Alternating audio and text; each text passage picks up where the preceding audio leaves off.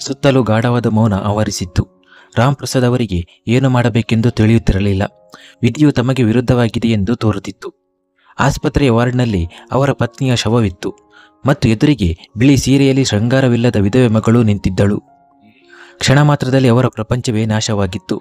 ಅವರು ಎಷ್ಟು ಆಸೆಗಳಿಂದ ತಮ್ಮ ಮಗಳ ಮದುವೆ ಮಾಡಿಸಿದ್ದರು.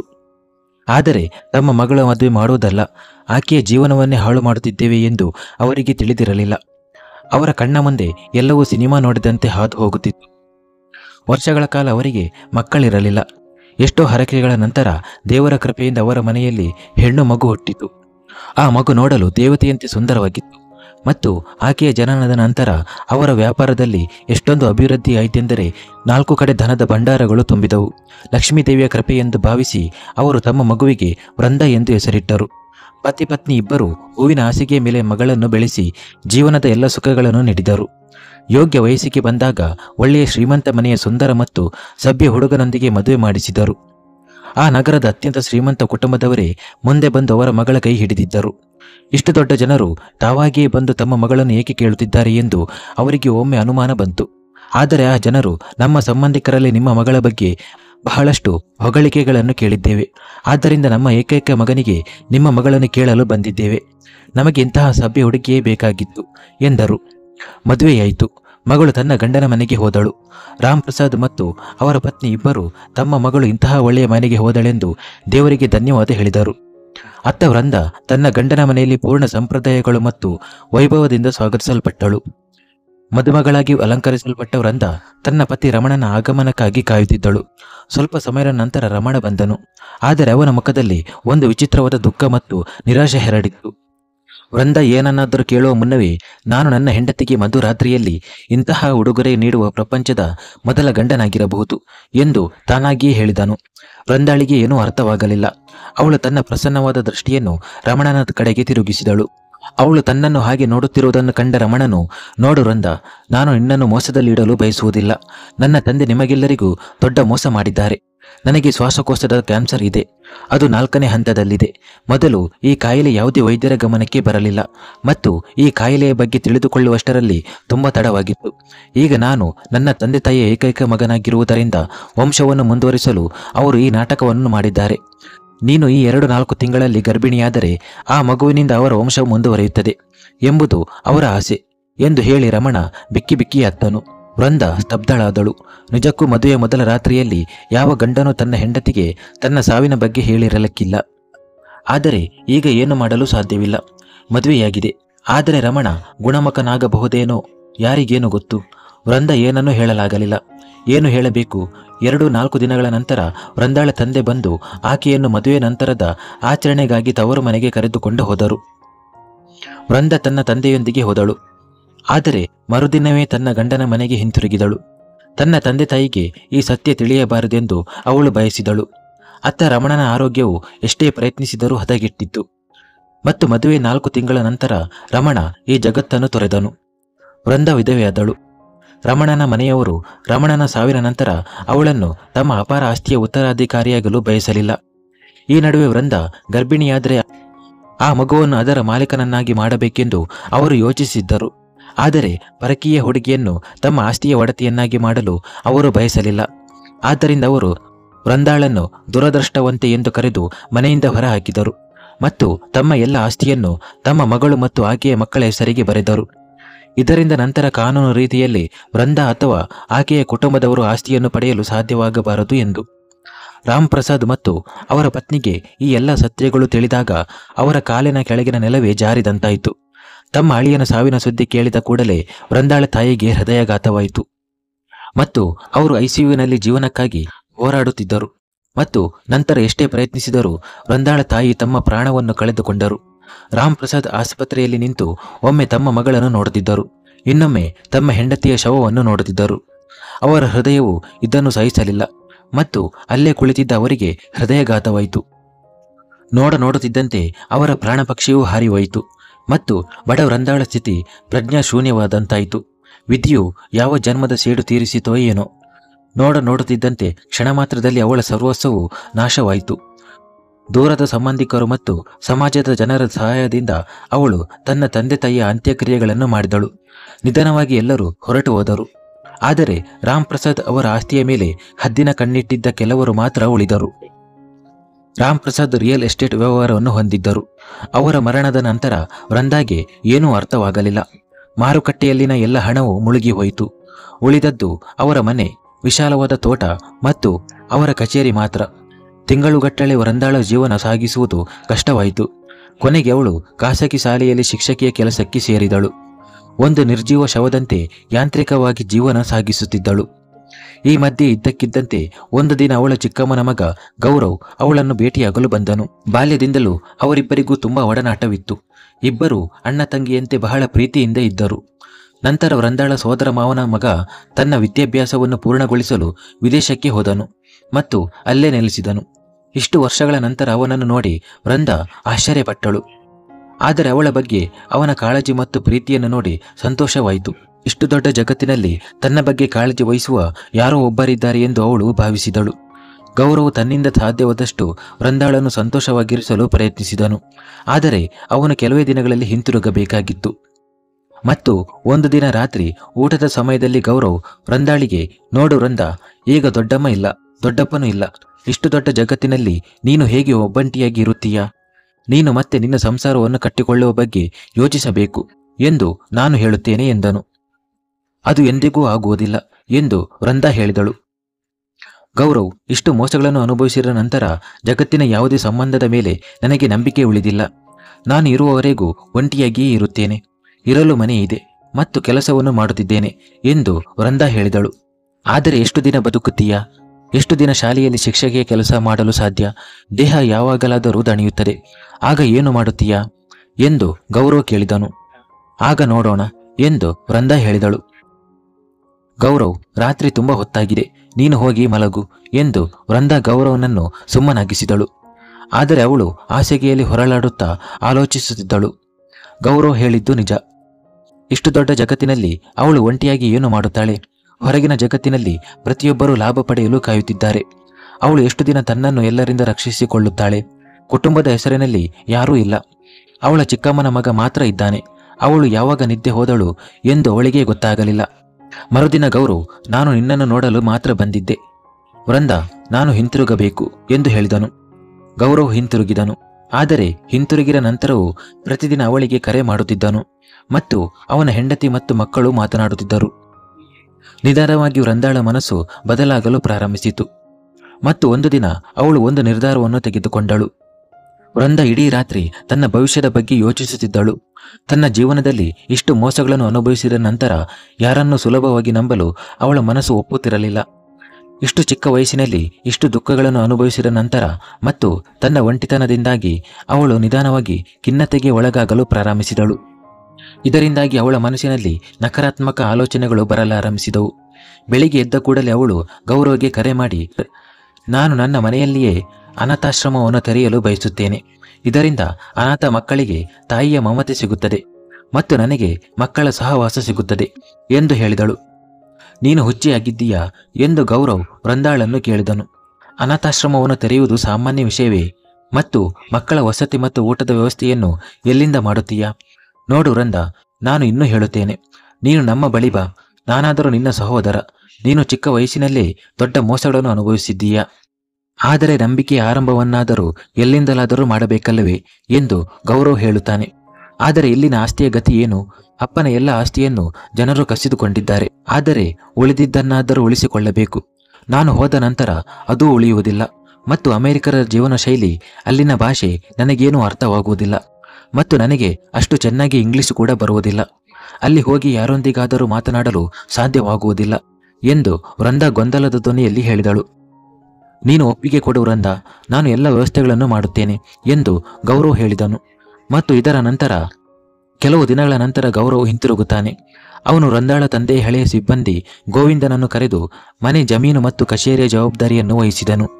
ಒಪ್ಪಂದದ ಪೇಪರ್ನಲ್ಲಿ ಲಿಖಿತ ಒಪ್ಪಂದದೊಂದಿಗೆ ಮತ್ತು ನಂತರ ವೃಂದಾಳನ್ನು ಅಮೆರಿಕಕ್ಕೆ ಕರೆದುಕೊಂಡು ಹೋದನು. ವಿಮಾನದಲ್ಲಿ ಕಿಟಕಿಯ ಹೊರಗೆ ನೋಡುತ್ತಿದ್ದ ವೃಂದಾಳಿಗೆ ಅವಳು ಬೇರೆಯದೇ ಜಗತ್ತಿಗೆ ಪ್ರಯಾಣಿಸುತ್ತಿರುವಂತೆ ಭಾಸವಾಯಿತು ಮತ್ತು ಹೀಗೆ ವೃಂದ ಕೊನೆಗೆ ಗೌರವನೊಂದಿಗೆ ಅಮೆರಿಕದ ಅವನ ಮನೆಗೆ ತಲುಪಿದಳು. ಗೌರವನ ಹೆಂಡತಿ ಮುಕ್ತ ಮನಸ್ಸಿನಿಂದ ಸ್ವಾಗತಿಸಿದಳು. ಗೌರವ್ಗೆ ಇಬ್ಬರು ಚಿಕ್ಕ ಮಕ್ಕಳಿದ್ದರು. ಇಬ್ಬರು ತುಂಬ ಮುದ್ದಾಗಿದ್ದರು. ಅವರನ್ನು ನೋಡಿದ ತಕ್ಷಣ ವೃಂದಾಳಿಗೆ ಅವರನ್ನು ತನ್ನ ಎದೆಗೆ ಸೇರಿಸಿಕೊಳ್ಳಬೇಕೆನಿಸಿತು. ಅವಳು ತನ್ನ ಕೈಗಳನ್ನು ಚಾಚಿದಳು. ಆದರೆ ನಂತರ ತನ್ನ ಕೈಗಳನ್ನು ಹಿಂದಕ್ಕೆ ತೆಗೆದುಕೊಂಡಳು. ಗೌರವನ ಹೆಂಡತಿ ಸುನಂದಾಗೆ ಅದು ಇಷ್ಟವಾಗುವುದಿಲ್ಲವೇನೋ ಎಂದು. ಅರೆ, ಯಾಕೆ ನಿಂತಿದ್ದೀರಿ ಅಕ್ಕ? ಇವರು ನಿಮ್ಮ ಮಕ್ಕಳೇ, ನೀವು ಅವರ ಅತ್ತೆ ಎಂದು ಸುನಂದ ನಗುತ್ತಾ ಹೇಳಿದಳು. 2-3 ದಿನಗಳು ಬಹಳ ಸಂತೋಷದಿಂದ ಕಳೆದು ಹೋದವು. ಒಂದು ದಿನ ಬೆಳಿಗ್ಗೆ ಸುನಂದ ತೊಂದರೆಯಿಂದ ಗೌರವನೊಂದಿಗೆ ಮಾತನಾಡುವುದನ್ನು ಅವಳು ಕೇಳಿಸಿಕೊಂಡಳು. ಮಕ್ಕಳನ್ನು ನೋಡಿಕೊಳ್ಳುವ ಆಯಾ ಕೆಲಸ ಬಿಟ್ಟು ಹೋಗಿದ್ದಾಳೆ. ಈಗ ನಾನು ಮಕ್ಕಳನ್ನು ನೋಡಿಕೊಳ್ಳಬೇಕಾ ಅಥವಾ ನನ್ನ ಕೆಲಸವನ್ನು ಮಾಡಬೇಕಾ ಎಂದು ಹೇಳಿದಾಗ, ನೀನು ನಿನ್ನ ಕೆಲಸವನ್ನು ಹೇಗೆ ಬಿಡಲು ಸಾಧ್ಯ ಸುನಂದ? ನಮಗೆ ಮನೆಯ ಸಾಲವನ್ನು ತುಂಬಬೇಕಾಗಿದೆ. ಮಕ್ಕಳ ವಿದ್ಯಾಭ್ಯಾಸ ಇದೆ. ಅದು ನನ್ನ ಸಂಬಳದಿಂದ ಮಾತ್ರ ಹೇಗೆ ಸಾಧ್ಯ ಎಂದು ಗೌರವ್ ಚಿಂತೆಯಿಂದ ಹೇಳಿದನು. ವೃಂದ ಈ ಎಲ್ಲ ಮಾತುಗಳನ್ನು ಕೇಳಿಸಿಕೊಳ್ಳುತ್ತಿದ್ದಳು. ಅವಳು ಮುಂದೆ ಬಂದು ಗೌರವ್ಗೆ, ಯಾಕೆ ತೊಂದರೆ ತೆಗೆದುಕೊಳ್ಳುತ್ತೀರಿ?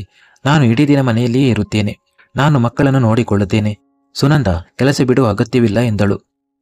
ಸುನಂದ ಮುಂದೆ ಬಂದು ವೃಂದಾಳನ್ನು ತಬ್ಬಿಕೊಂಡು, ನೀವು ನನ್ನ ದೊಡ್ಡ ಸಮಸ್ಯೆಯನ್ನು ಪರಿಹರಿಸಿದ್ದೀರಿ ಅಕ್ಕ. ನೀವು ಇಂದು ಇಲ್ಲದಿದ್ದರೆ ಏನಾಗುತ್ತಿತ್ತೋ ಎಂದು ನಾನು ಯೋಚಿಸಿದ್ದೆ ಎಂದಳು. ಯಾಕೆ ತೊಂದರೆ ತೆಗೆದುಕೊಳ್ಳುತ್ತೀಯಾ? ನಾನಿದ್ದೇನೆ ಎಂದಳು. ಆ ದಿನದಿಂದ ಇಬ್ಬರು ಮಕ್ಕಳ ಜವಾಬ್ದಾರಿ ವೃಂದಾಳ ಮೇಲಿತ್ತು. ವೃಂದ ಸಂತೋಷದಿಂದ ಮಕ್ಕಳನ್ನು ಸ್ನಾನ ಮಾಡಿಸುವುದರಿಂದ ಹಿಡಿದು ಊಟ ಮಾಡಿಸುವುದು ಮತ್ತು ಮಲಗಿಸುವವರೆಗೂ ಎಲ್ಲ ಜವಾಬ್ದಾರಿಯನ್ನು ವಹಿಸಿಕೊಂಡಳು. ಸುನಂದ ಮತ್ತು ಗೌರವ್ ಕಚೇರಿಯಿಂದ ಹಿಂತಿರುಗಲು ತಡವಾದಾಗ ಅವಳು ಊಟವನ್ನು ಸಹ ತಯಾರಿಸಿ ಸಿದ್ಧವಾಗಿ ಇಡುತ್ತಿದ್ದಳು. ಎಂತಹ ಅದ್ಭುತವಾದ ಊಟ ಮಾಡಿದ್ದೀರಿ ಅಕ್ಕ. ನಿಜವಾಗಿಯೂ ನಿಮ್ಮ ಕೈಗಳಲ್ಲಿ ಮ್ಯಾಜಿಕ್ ಇದೆ. ವರ್ಷಗಳೇ ಕಳೆದು ಹೋದವು, ನಾವು ಇಂತಹ ಊಟವನ್ನು ತಿಂದೇ ಇಲ್ಲ ಎಂದು ಸುನಂದ ವೃಂದಾಗೆ ಹೇಳಿದಳು. ನನ್ನ ಕೈಯಿಂದ ಮಾಡಿದ ಊಟ ನಿನಗೆ ಇಷ್ಟವಾಯ್ತಾ? ಅದು ನನಗೆ ತುಂಬ ಸಂತೋಷದ ವಿಷಯ. ನಿನಗೆ ಬೇಸರವಾಗದಿದ್ದರೆ ನಾನು ಪ್ರತಿದಿನ ಊಟವನ್ನು ತಯಾರಿಸುತ್ತೇನೆ ಎಂದು ವೃಂದ ಹೇಳಿದಳು. ನಮಗೆ ಲಾಟರಿ ಹೊಡೆದಂತೆಯೇ. ಈಗ ನಾವು ಪ್ರತಿದಿನ ನಿಮ್ಮ ಕೈಯಿಂದ ರುಚಿಕರವಾದ ಊಟವನ್ನು ತಿನ್ನಬಹುದು. ನಾನು ತುಂಬ ಅದೃಷ್ಟಶಾಲಿ ವೃಂದ ಅಕ್ಕ ಎಂದು ಗೌರವ್ ಸಂತೋಷದಿಂದ ಹೇಳಿದನು. ಹೀಗೆ 1 ವರ್ಷ ಕಳೆದು ಹೋಯಿತು. ವೃಂದ ಇಡೀ ಮನೆಯನ್ನು ನೋಡಿಕೊಳ್ಳುತ್ತಿದ್ದಳು. ಅವಳ ಜೀವನವು ಯಾರಿಗಾದರೂ ಉಪಯೋಗಕ್ಕೆ ಬಂದಿತ್ತಲ್ಲ ಎಂದು ಅವಳು ಸಂತೋಷ ಪಡುತ್ತಿದ್ದಳು. ಇಲ್ಲಿ ಎಲ್ಲರೂ ಸಂತೋಷವಾಗಿದ್ದಾರೆ ಮತ್ತು ಅವಳನ್ನು ಎಲ್ಲರೂ ತುಂಬ ಪ್ರೀತಿಸುತ್ತಾರೆ. ಮುಂದಿನ ಕೆಲವು ದಿನಗಳಲ್ಲಿ ವೃಂದಾಳ ತಂದೆಯ ವರ್ಷದ ಶ್ರಾದ್ದವಿತ್ತು. ಅವಳು ಗೌರವ್ಗೆ, ಇಲ್ಲಿ ಯಾವುದೇ ಪುರೋಹಿತರು ಸಿಕ್ಕಿದ್ದರೆ ನಾನು ನನ್ನ ತಂದೆಯ ಶ್ರಾದ್ದದಂದು ಪೂಜೆ ಮಾಡಿಸಲು ಬಯಸುತ್ತೇನೆ ಎಂದಳು. ಅಕ್ಕ, ಇಲ್ಲಿ ಭಾರತೀಯ ಪುರೋಹಿತರು ಸಿಗುವುದು ಕಷ್ಟ. ಬೇರೆ ಎಲ್ಲಾದರೂ ಇದ್ದರೆ ನಮಗೆ ಗೊತ್ತಿಲ್ಲ. ಅರೆ, ನೆನಪನ್ನು ಮನಸ್ಸಿನಲ್ಲೇ ಮಾಡಿಕೊಳ್ಳಬೇಕು. ಮನಸ್ಸಿನಲ್ಲೇ ನೆನೆದು ನಮಸ್ಕಾರ ಮಾಡಿಕೊಳ್ಳಿ. ಹೆಚ್ಚೆಂದರೆ ತೋಟದಿಂದ ಹೂವಿನ ಗುಚ್ಛವನ್ನು ಮಾಡಿ ನಿಮ್ಮ ತಂದೆಯ ಫೋಟೋಗೆ ಅರ್ಪಿಸಿ. ಈಗ ನಾವು ಕಚೇರಿಗೆ ಹೋಗಲು ತಡವಾಗುತ್ತಿದೆ. ಆದ್ದರಿಂದ ನಾವು ಕಚೇರಿಗೆ ಹೋಗುತ್ತಿದ್ದೇವೆ. ನೀವು ಮನೆ ಮತ್ತು ಮಕ್ಕಳನ್ನು ನೋಡಿಕೊಳ್ಳಿ. ಬಾ ಗೌರವ್ ಎಂದು ಸುನಂದ ಮತ್ತು ಗೌರವ್ ಹೇಳಿ ಹೊರಟು ಹೋದರು. ಆ ದಿನ ಮೊದಲ ಬಾರಿಗೆ ವೃಂದಾಳ ಮನಸ್ಸಿಗೆ ತೀವ್ರ ನೋವಾಯಿತು. ಆದರೆ ಅವಳು ತನ್ನನ್ನು ತಾನೇ ಸಮಾಧಾನಿಸಿಕೊಂಡಳು. ಸುನಂದ ಹೇಳಿದ್ದು ಸರಿ. ಇಲ್ಲಿ ನನ್ನಿಂದ ಪುರೋಹಿತರನ್ನು ಎಲ್ಲಿ ಹುಡುಕಲು ಸಾಧ್ಯ ಎಂದುಕೊಂಡಳು. ಬಹಳ ರಾತ್ರಿಯಾಯಿತು. ಅವರು ಇಬ್ಬರು ಹಿಂತಿರುಗಿದರು. ಅಷ್ಟರಲ್ಲಿ ಮಕ್ಕಳು ಮಲಗಿದ್ದರು. ಬರುತ್ತಿದ್ದಂತೆ ಸುನಂದ, ನಾವು ಹೊರಗೆ ಊಟ ಮಾಡಿ ಬಂದಿದ್ದೇವೆ ಅಕ್ಕ, ನೀವು ಊಟ ಮಾಡಿ ಮಲಗಿ ಎಂದಳು. ವೃಂದ ಏನನ್ನೂ ಹೇಳಲಿಲ್ಲ. ಇಂದು ಅವಳಿಗೂ ತಿನ್ನಲು ಇಷ್ಟವಿರಲಿಲ್ಲ. ಅವಳು ಅಡುಗೆ ಮನೆಯನ್ನು ಸ್ವಚ್ಛಗೊಳಿಸಿ ತನ್ನ ಹಾಸಿಗೆಯ ಮೇಲೆ ಮಲಗಿದಳು. ರಾತ್ರಿ ಬಹಳವಾಗಿತ್ತು. ಆದರೆ ಅವಳಿಗೆ ನಿದ್ರೆ ಬರುತ್ತಿರಲಿಲ್ಲ. ತನ್ನ ತಂದೆಯ ಪುಣ್ಯತಿಥಿಯೆಂದು ಅವಳಿಗೆ ತನ್ನ ತಂದೆಯ ಕೊರತೆ ತುಂಬ ಕಾಡುತ್ತಿತ್ತು. ಹಾಸಿಗೆಯ ಮೇಲೆ ಮಲಗಿದ್ದ ಅವಳು ಎದ್ದು ಬಾಲ್ಕನಿಯಲ್ಲಿ ಕುಳಿತರೆ ಮನಸ್ಸು ಸ್ವಲ್ಪ ಸರಿ ಹೋಗಬಹುದು ಎಂದು ಯೋಚಿಸಿದಳು. ತನ್ನ ಕೋಣೆಯಿಂದ ಹೊರಟು ಬಾಲ್ಕನಿಯ ಕಡೆಗೆ ಹೋಗುತ್ತಿದ್ದಾಗ ಅವಳ ಹೆಜ್ಜೆಗಳು ಇಷ್ಟವಿಲ್ಲದಿದ್ದರೂ ಗೌರವನ ಕೋಣೆಯ ಬಾಗಿಲಲ್ಲಿ ನಿಂತವು. ಸುನಂದ ನಗುತ್ತಾ ಗೌರವ್ಗೆ, ನೀವು ಅದ್ಭುತ ಮಾಡಿದ್ದೀರಿ ಗೌರವ್. ವೃಂದಾಳನ್ನು ಸುಲಭವಾಗಿ ಮೂರ್ಖಳನ್ನಾಗಿ ಮಾಡಿ ಇಲ್ಲಿಗೆ ಕರೆದುಕೊಂಡು ಬಂದಿದ್ದೀರಿ. ಇಡೀ ಜೀವನಕ್ಕೆ ಉಚಿತ ಸೇವಕಿ ಸಿಕ್ಕಿದ್ದಾಳೆ ಎಂದು ಹೇಳುತ್ತಿದ್ದಳು. ಮಕ್ಕಳ ಆಯ ಕೂಡ ಇದ್ದಾಳೆ. ಜೊತೆಗೆ ವೃಂದ ಇರುವಾಗ ನಮಗೆ ತೋಟಗಾರನ ಅಗತ್ಯವೂ ಇರುವುದಿಲ್ಲ. ಎಲ್ಲ ತೋಟಗಳನ್ನು ಅವಳೇ ನೋಡಿಕೊಳ್ಳುತ್ತಾಳೆ. ನಿಧಾನವಾಗಿ ಮಾತನಾಡು ವೃಂದ. ಏನಾದರೂ ಕೇಳಿಸಿಕೊಂಡರೆ ನಮಗೆ ತೊಂದರೆಯಾಗುತ್ತದೆ. ಗಲಾಟೆ ಮಾಡುತ್ತಾಳೆ ಎಂದು ಗೌರವ್ ಹೇಳಿದನು. ಅವಳು ಗಲಾಟೆ ಮಾಡಿ ಏನು ಮಾಡುತ್ತಾಳೆ? ಅವಳ ವೀಸಾ, ಪಾಸ್ಪೋರ್ಟ್ ಎಲ್ಲವೂ ನಿನ್ನ ಬಳಿ ಇದೆ. ಇಲ್ಲಿ ಸುತ್ತಮುತ್ತಲಿನ ಜನರೊಂದಿಗೆ ಅವಳಿಗೆ ಯಾವುದೇ ಸಂಪರ್ಕವಿಲ್ಲ. ಯಾರಿಗೂ ಏನೂ ತಿಳಿಯುವುದಿಲ್ಲ. ಈಗ ಹೇಗಾದರೂ ಮಾಡಿ ಭಾರತದ ಆಸ್ತಿ ನಮ್ಮ ಹೆಸರಿಗೆ ಬರಬೇಕು ಎಂದು ಸುನಂದ ಹೇಳಿದಳು. ಆಗುತ್ತದೆ, ತಾಳ್ಮೆಯಿಂದಿರು. ನಾನು ಎಲ್ಲ ದಾಖಲೆಗಳಲ್ಲಿ ನನ್ನ ಹೆಸರನ್ನು ನಾಮಿನಿಯಾಗಿ ಹಾಕಿಸಿದ್ದೇನೆ. ನಾಳೆ ಏನಾದರೂ ಆದರೆ ಆಸ್ತಿಯ ಮಾಲೀಕ ನಾನೇ. ಆಸ್ತಿಯ ವಿಷಯದಲ್ಲಿ ಬಹಳ ಶ್ರಮ ಪಡಬೇಕಾಯಿತು. ಈಗ ಹೋಗಿ ಮಲಗು, ನನಗೆ ನಿದ್ದೆ ಬರುತ್ತಿದೆ ಎಂದು ಗೌರವ್ ಹೇಳಿದನು. ನಂತರ ಅಲ್ಲಿ ಮೌನ ಆವರಿಸಿತು. ಇಬ್ಬರೂ ಮಲಗಿದರು. ಎಲ್ಲ ಮಾತುಗಳನ್ನು ಕೇಳಿದ ವೃಂದಾಳಿಗೆ ಅವಳು ವಿಷ ಸೇವಿಸಿ ಬಿದ್ದಂತಾಯಿತು. ಇವರ ಈ ಕುತಂತ್ರ ಏನು? ಆಶ್ರಯದ ಆಸೆಗೆ ಇವರಿಬ್ಬರು ಇಷ್ಟು ಕೆಳಮಟ್ಟಕ್ಕೆ ಇಳಿಯಬಹುದೆಂದು ಅವಳು ಊಹಿಸಿರಲಿಲ್ಲ. ಅವಳ ಇಡೀ ದೇಹ ಮರುಗಟ್ಟಿದಂತಾಯಿತು. ಅವಳು ತನ್ನ ಹಾಸಿಗೆಯ ಮೇಲೆ ಬಂದು ಕುಳಿತಳು. ನಿಜಕ್ಕೂ ಅವಳ ಪಾಸ್ಪೋರ್ಟ್ ಮತ್ತು ವೀಸಾ ಎರಡೂ ಗೌರವನ ಬಳಿ ಇವೆ. ಈಗ ಏನು ಮಾಡಬೇಕು? ಇಡೀ ಜೀವನವನ್ನು ಇಲ್ಲಿ ಈ ಮನೆಯಲ್ಲಿ ಸೇವಕಿಯಂತೆ ಬಂದಿಯಾಗಿ ಕಳೆಯಬೇಕೆ? ಅವಳು ಬಿಕ್ಕಿ ಬಿಕ್ಕಿ ಹತ್ತಳು. ಆದರೆ ನಂತರ ಅವಳು, ಇಲ್ಲ, ನಾನು ಇಷ್ಟು ಬೇಗ ಧೈರ್ಯ ಕಳೆದುಕೊಳ್ಳುವುದಿಲ್ಲ. ನಾನು ಹೇಗಾದರೂ ಮಾಡಿ ನನ್ನ ದೇಶಕ್ಕೆ ಹಿಂತಿರುಗಲೇಬೇಕು.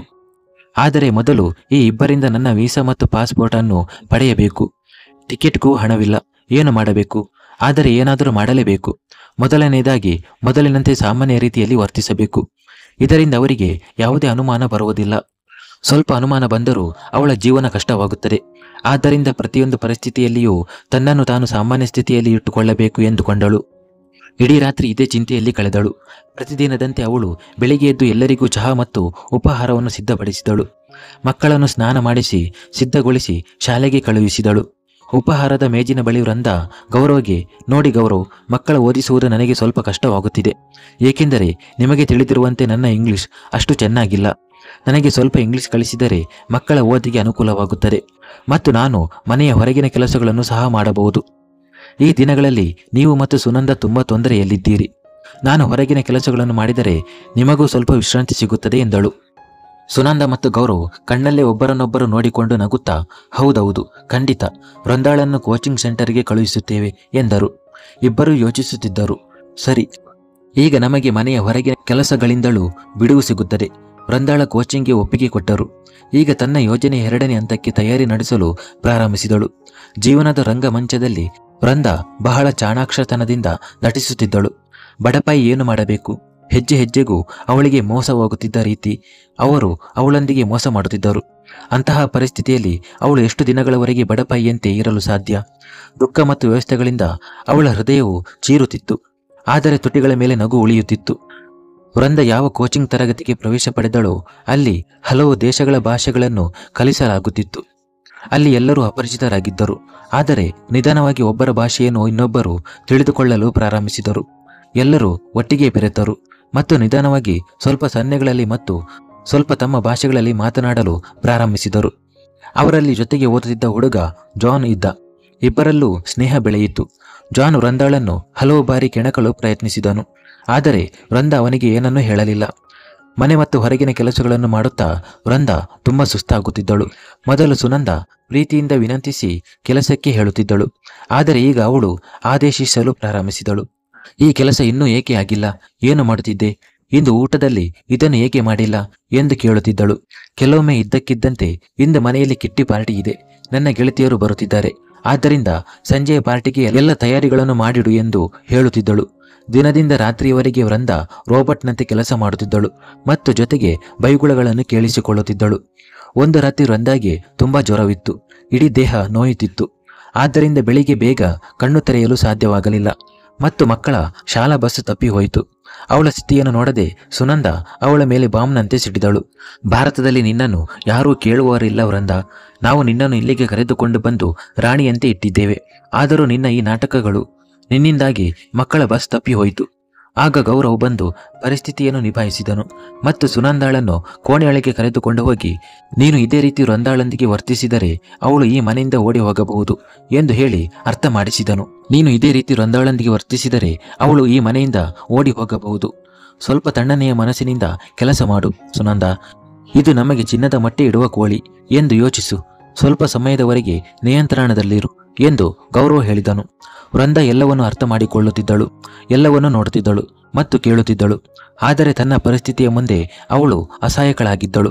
ಮರುದಿನ ಕೋಚಿಂಗ್ ತರಗತಿಗೆ ಹೋದಾಗ ಅವಳ ಬಾಡಿದ ಮುಖವನ್ನು ನೋಡಿ ಜಾನ್ ಮತ್ತೆ ಅವಳನ್ನು ಕೇಳಿದನು. ಏನಾಯ್ತು ವೃಂದ? ನೀನು ನನಗೆ ಏನನ್ನೂ ಹೇಳುವುದಿಲ್ಲ. ನಾನು ನಿನಗೆ ಸಹಾಯ ಮಾಡಬಹುದೇನೋ ಎಂದನು. ವೃಂದ ಅವನಿಗೆ ಎಲ್ಲವನ್ನೂ ಹೇಳಿದಳು. ಎಲ್ಲವನ್ನು ಕೇಳಿದ ಜಾನ್ ಆಶ್ಚರ್ಯಚಕಿತನಾದನು. ನೀನು ಹೋಗಿ ಪೊಲೀಸರಿಗೆ ದೂರು ಏಕೆ ನೀಡುವುದಿಲ್ಲ ಎಂದು ಕೇಳಿದನು. ಇಲ್ಲ, ನಾನು ಈಗ ಏನನ್ನೂ ಮಾಡಲು ಸಾಧ್ಯವಿಲ್ಲ. ಏಕೆಂದರೆ ನನ್ನ ಪಾಸ್ಪೋರ್ಟ್ ಮತ್ತು ವೀಸಾ ಎರಡೂ ಗೌರವ ಬಳಿ ಇವೆ. ಮೊದಲು ನಾನು ಅವೆರಡನ್ನು ಪಡೆಯಬೇಕು. ಅದರ ನಂತರ ನೀನು ನನಗೆ ಸಹಾಯ ಮಾಡಲು ಬಯಸಿದರೆ ನನಗೆ ಇಲ್ಲಿ ವರ್ಕ್ ಪರ್ಮಿಟ್ ಕೊಡಿಸು. ಆಗ ನಾನು ಆ ಮನೆಯಿಂದ ಹೊರಬಂದ ನಂತರ ಬೇರೆ ಕಡೆ ಕೆಲಸ ಮಾಡಬಹುದು ಎಂದು ವೃಂದಾ ಹೇಳಿದಳು. ಜಾನ್ ಆಲೋಚನೆಯಲ್ಲಿ ಮುಳುಗಿದನು. ನಂತರ, ಸರಿ, ಇಲ್ಲಿ ನನಗೆ ಸಾಕಷ್ಟು ಪರಿಚಯವಿದೆ. ನಾನು ನಿನಗಾಗಿ ಪ್ರಯತ್ನಿಸುತ್ತೇನೆ. ನೀನು ಅಲ್ಲಿಯೇ ಇರು ವೃಂದಾ ಎಂದನು. ವೃಂದಾ ಮನೆಗೆ ಹಿಂತಿರುಗಿದಾಗ ಗೌರವ್ ಮನೆಯಲ್ಲಿಯೇ ಇದ್ದನು. ಬೆಳಿಗ್ಗೆ ಸುನಂದ ಮಾಡಿದ ವರ್ತನೆಗಾಗಿ ಅವನು ಕ್ಷಮೆ ಯಾಚಿಸಿದನು ಮತ್ತು ವೃಂದಾಗೆ ಕಾಫಿ ತಯಾರಿಸಿ ತಂದನು. ವೃಂದಾ ಏನನ್ನೂ ಹೇಳಲಿಲ್ಲ. ಕೆಲವು ದಿನಗಳ ನಂತರ ವೃಂದಾ ಗೌರವ್ಗೆ, ಗೌರವ್, ನಾನು ಇಲ್ಲಿಗೆ ಬಂದು 1.5 ವರ್ಷವಾಯಿತು. ನೀನು ನನ್ನ ವೀಸಾವನ್ನು ಬಹುಶಃ 2 ವರ್ಷಗಳವರೆಗೆ ಮಾಡಿಸಿದ್ದೀಯ. ಆದ್ದರಿಂದ ವೀಸಾ ಮುಗಿಯುವ ಮೊದಲು ನಾನು ಕೆಲವು ವರ್ಷಗಳವರೆಗೆ ವಿಸ್ತರಿಸಲು ಬಯಸುತ್ತೇನೆ, ಏಕೆಂದರೆ ನನಗೂ ಇಲ್ಲಿ ಒಗ್ಗಿಕೊಂಡಿದೆ. ನಾನು ಭಾರತಕ್ಕೆ ಹಿಂತಿರುಗಲು ಬಯಸುವುದಿಲ್ಲ. ಈಗ ಮಕ್ಕಳಿಲ್ಲದೆ ನನ್ನ ಮನಸ್ಸು ಖಾಲಿಯಾಗಿರುತ್ತದೆ ಎಂದಳು. ವೃಂದಾ, ಇದು ನಿನ್ನ ಮನೆ, ಇದು ನಿನ್ನ ತವರು ಮನೆ, ಹೌದು ತಾನೆ ಎಂದು ಗೌರವ್ ಆಶ್ಚರ್ಯದಿಂದ ಕೇಳಿದನು. ಹೌದು, ಸರಿ ಹೇಳಿದೆ ಎಂದಳು. ನಾನು ನಾಳೆಯೇ ಅರ್ಜಿ ಸಲ್ಲಿಸುತ್ತೇನೆ. ಆದರೆ ನೀನು ಜೊತೆಗೇ ಬರಬೇಕು. ಕೆಲವು ಪೇಪರ್ಗಳಿಗೆ ಸಹಿ ಮಾಡಬೇಕಾಗುತ್ತದೆ ಎಂದು ಗೌರವ್ ಸಂತೋಷದಿಂದ ಹೇಳಿದನು. ಗೌರವ್ ಯೋಚಿಸುತ್ತಿದ್ದನು. ವೃಂದಾ ಭಾರತಕ್ಕೆ ಹಿಂತಿರುಗಲು ನನಗೆ ತೊಂದರೆ ಕೊಡುತ್ತಾಳೆ. ಆದರೆ ಇಲ್ಲಿ ಉಲ್ಟಾ ಆಗಿದೆ. ಅವಳು ಹೋಗಲು ಬಯಸುತ್ತಿಲ್ಲ. ಪರವಾಗಿಲ್ಲ, ವೃಂದಾಳಿಗಾಗಿ ಕಾಯುತ್ತಿದ್ದನು. ಅವಳು ಮೊದಲೇ ಜಾನ್ಗೆ ವೀಸಾವನ್ನು ನವೀಕರಿಸಲು ಹೋಗುತ್ತಿರುವುದಾಗಿ ಹೇಳಿದ್ದಳು. ಈ ಮಧ್ಯೆ ಜಾನ್ ಅವಳಿಗಾಗಿ ವರ್ಕ್ ಪರ್ಮಿಟ್ ತಯಾರಿಸಿದ್ದನು ಮತ್ತು ಒಂದು ಸ್ಥಳದಲ್ಲಿ ಅವಳ ಕೆಲಸದ ಬಗ್ಗೆಯೂ ಮಾತನಾಡಿದ್ದನು. ಸ್ವಲ್ಪ ಓಡಾಡಿದ ನಂತರ 3 ವರ್ಷಗಳವರೆಗೆ ವೀಸಾದ ಅವಧಿಯನ್ನು ಹೆಚ್ಚಿಸಲಾಯಿತು. ಅಲ್ಲಿ ಕಚೇರಿಯಲ್ಲಿಂದ ವಾಪಸ್ಸಾಗುತ್ತಿದ್ದಂತೆ ಗೌರವ್ ಪಾಸ್ಪೋರ್ಟ್ ಮತ್ತು ವೀಸಾವನ್ನು ತನ್ನ ಬಳಿ ಇಟ್ಟುಕೊಳ್ಳಲು ಪ್ರಾರಂಭಿಸಿದನು. ವೃಂದಾ ತಕ್ಷಣವೇ ಅಲ್ಲಿನ ಅಧಿಕಾರಿಗಳ ಮಧ್ಯೆ ಅದನ್ನು ಅವನಿಂದ ವಾಪಸ್ ಕೇಳಿದಳು. ಗೌರವ್ ಅದನ್ನು ಕೊಡಲು ನಿರಾಕರಿಸಲು ಸಾಧ್ಯವಾಗಲಿಲ್ಲ. ಹೀಗೆ ವೃಂದಾ ತನ್ನ ಪಾಸ್ಪೋರ್ಟ್ ಮತ್ತು ವೀಸಾವನ್ನು ಗೌರವನಿಂದ ಪಡೆದುಕೊಂಡಳು. ಅಲ್ಲಿಂದ ಹೊರಬಂದ ನಂತರ ವೃಂದಾ ಗೌರವ್ಗೆ, ನನ್ನ ಕೋಚಿಂಗ್ ಸೆಂಟರ್ನಲ್ಲಿ ಸ್ವಲ್ಪ ಕೆಲಸವಿದೆ, ಆದ್ದರಿಂದ ನಾನು ಅಲ್ಲಿಂದ ಕೆಲಸ ಮುಗಿಸಿ ಮನೆಗೆ ಬರುತ್ತೇನೆ ಎಂದಳು. ಇಂದು ಗೌರವ್ಗೆ ವೃಂದಾಳ ವರ್ತನೆ ಸ್ವಲ್ಪ ವಿಚಿತ್ರವಾಗಿ ಕಂಡಿತು. ಆದರೆ ಅವನು ಹೆಚ್ಚು ಗಮನಿಸಲಿಲ್ಲ. ವೃಂದಾ ಜಾನ್ನೊಂದಿಗೆ ಅವಳಿಗೆ ಕೆಲಸಕ್ಕಾಗಿ ಕರೆದಿದ್ದ ಕಚೇರಿಗೆ ಹೋದಳು. ಸಂದರ್ಶನದ ನಂತರ ಅವಳನ್ನು ಕೆಲಸಕ್ಕೆ ನೇಮಿಸಲಾಯಿತು. ಜಾನ್ ವೃಂದಾಳ ವರ್ಕ್ ಪರ್ಮಿಟ್ ಮಾಡಿಸಿ ಅವಳಿಗೆ ಕೊಟ್ಟಿದ್ದನು. ವೃಂದಾ ತನ್ನ ಎಲ್ಲ ದಾಖಲೆಗಳ ಜೆರಾಕ್ಸ್ ಮಾಡಿಸಿ ಅದರ ಒಂದು ಪ್ರತಿಯನ್ನು ಜಾನ್ ಬಳಿ ಇಟ್ಟಳು. ಇಂದು ಅವಳು ಮನೆಗೆ ಹಿಂತಿರುಗಲು ಬಹಳ ತಡವಾಗಿತ್ತು. ಅವಳು ಮನೆಗೆ ಬಂದ ತಕ್ಷಣ ಸುನಂದ ಮತ್ತು ಗೌರವ್ ಇಬ್ಬರು ಅವಳಿಗಾಗಿ ಆತಂಕದಿಂದ ಕಾಯುತ್ತಿರುವುದನ್ನು ನೋಡಿದಳು. ಸುನಂದ ಅವಳನ್ನು ಕೋಪದ ಕಣ್ಣುಗಳಿಂದ ನೋಡುತ್ತಾ, ಇಡೀ ದಿನ ಎಲ್ಲಿದ್ದೆ ಎಂದು ಕೇಳಿದಳು. ಕೋಚಿಂಗ್ ನಂತರ ನಾನು ಸಂದರ್ಶನಕ್ಕೆ ಹೋಗಿದ್ದೆ ಮತ್ತು ಗೌರವ್, ನಿಮಗೆ ತಿಳಿಸಲು ನನಗೆ ತುಂಬ ಸಂತೋಷವಾಗುತ್ತದೆ. ನನಗೆ ಕೆಲಸ ಸಿಕ್ಕಿದೆ ಎಂದು ವೃಂದಾ ಹೇಳಿದಳು. ಆದರೆ ವೃಂದಾ, ನಿನಗೆ ಕೆಲಸ ಮಾಡುವ ಅಗತ್ಯವೇನಿದೆ? ಇಲ್ಲಿ ಏನು ಕೊರತೆ ಇದೆ ಎಂದು ಗೌರವ್ ತೊಂದರೆಯಿಂದ ಕೇಳಿದನು. ಇದು ಕೊರತೆಯ ವಿಷಯವಲ್ಲ ಗೌರವ್, ಇದು ಆತ್ಮಗೌರವದ ವಿಷಯ. ನೀವು ನನಗಾಗಿ ಏನು ಮಾಡಿದ್ದೀರೋ ಅದಕ್ಕಾಗಿ ನಾನು ನಿಮಗೆ ಯಾವಾಗಲೂ ಧನ್ಯವಾದ ಹೇಳುತ್ತೇನೆ. ಆದರೆ ವೃಂದಾ, ನೀನು ಕೆಲಸ ಮತ್ತು ಮನೆಯ ಜೊತೆಗೆ ಮಕ್ಕಳನ್ನು ನೋಡಿಕೊಳ್ಳಲು ಸಾಧ್ಯವೇ ಎಂದು ಸುನಂದ ಕೇಳಿದಳು. ಇಲ್ಲ, ನಾನು ಮೊದಲಿನಂತೆ ಏನನ್ನೂ ಮಾಡಲು ಸಾಧ್ಯವಿಲ್ಲ. ಆದರೆ ಕೆಲಸಕ್ಕೆ ಹೋಗುವ ಮೊದಲು ಮತ್ತು ಬಂದ ನಂತರ ಸ್ವಲ್ಪ ಸಹಾಯ ಮಾಡುತ್ತೇನೆ, ಖಂಡಿತ ಮಾಡುತ್ತೇನೆ ಎಂದು ವೃಂದಾ ಹೇಳಿದಳು. ನಮ್ಮ ಮನೆಯನ್ನು ಧರ್ಮಛತ್ರವೆಂದು ತಿಳಿದುಕೊಂಡಿದ್ದೀಯಾ? ಇಷ್ಟು ದಿನ ನಾವು ನಿನ್ನನ್ನು ನಮ್ಮ ಮನೆಯಲ್ಲಿ ಇಟ್ಟುಕೊಂಡು ಗೌರವ ಕೊಟ್ಟಿದ್ದಕ್ಕೆ ನೀನು ಹೀಗೆ ಉಪಕಾರ ತೋರಿಸುತ್ತೀಯಾ? ಅದು ಕೂಡ ನಮ್ಮ ಮನೆಯಲ್ಲಿ ಮಕ್ಕಳನ್ನು ನೋಡಿಕೊಳ್ಳಲು ಆಯ ಇಲ್ಲದ ಮತ್ತು ಅಡುಗೆ ಮಾಡಲು ಬಾಣಸಿಗ ಇಲ್ಲದ ಸಮಯದಲ್ಲಿ ಎಂದು ಸುನಂದ ಕೋಪದಿಂದ ಜೋರಾಗಿ ಕೂಗಿದಳು. ಇದರಲ್ಲಿ ನನ್ನ ತಪ್ಪೇನೂ ಇಲ್ಲ ಸುನಂದ. ಒಮ್ಮೆ ನಿನ್ನ ಮನಸ್ಸಿನೊಳಗೆ ಇಣುಕಿ ನೋಡು. ನೀವೆಲ್ಲರೂ ನನ್ನನ್ನು ನಿಮ್ಮ ಸ್ವಾರ್ಥಕ್ಕಾಗಿ ನನ್ನ ದೇಶದಿಂದ ಇಲ್ಲಿಗೆ ಕರೆಸಿಕೊಂಡಿದ್ದೀರಿ. ಮನೆಯ ಎಲ್ಲ ಕೆಲಸದವರನ್ನು ತೆಗೆದುಹಾಕಿ ಆ ಎಲ್ಲ ಕೆಲಸವನ್ನು ನನ್ನಿಂದ ಮಾಡಿಸಿದ್ದೀರಿ. ಇಷ್ಟಕ್ಕೆ ಸುಮ್ಮನಾಗಲಿಲ್ಲ. ನನ್ನ ಎಲ್ಲ ಆಸ್ತಿಯ ಮೇಲೂ ಕಣ್ಣಿಟ್ಟಿದ್ದೀರಿ. ಒಮ್ಮೆಯೂ ನನ್ನ ಗತಿ ಏನು ಎಂದು ಯೋಚಿಸಲಿಲ್ಲ.